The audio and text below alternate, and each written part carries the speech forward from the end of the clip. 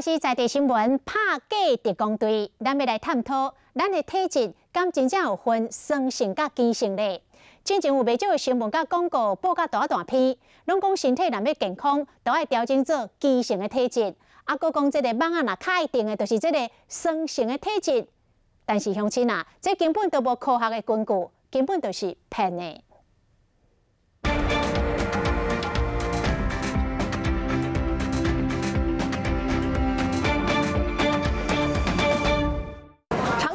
一句话，吃太多的肉，身体容易呈现酸性，而多吃点蔬菜能够把体质调成碱性。人的体质真的有酸碱之分吗？还是全是骗局呢？我们找来专家一一释疑。 并不正确了。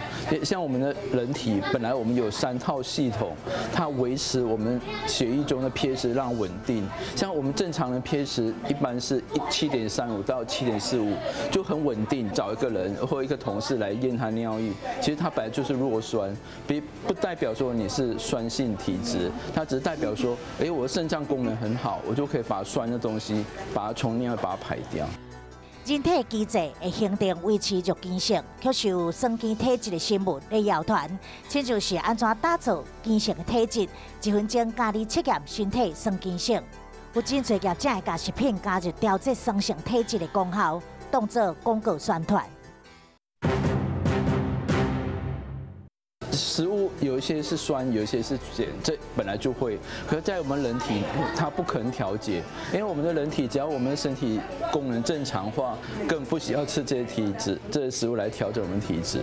我们刚刚透过医师背书了解到，人不可能有碱性还有酸性的体质，不过有些人就是特别容易被蚊虫咬，这跟体质又有关系吗？ 生很严重的病了才会酸性体质，原因有的人是比较敏感，叮了他会很痒，他觉得蚊子老是叮他；那有的人蚊子叮了他不会有什么反应，所以他就觉得蚊子没有叮他。很重要的一个讯号就是二氧化碳，他会喜欢温度比较高的，他会接近温度。 无论是医界也是学界，拢认为酸性体质、碱性体质、酸性的食物甲碱性的食物，拢是编出来骗局。碱性食疗法会当治疗人体病菌的观点，嘛无被任何科学研究证实。依照食食平衡的观点，才是正确健康的生活之道。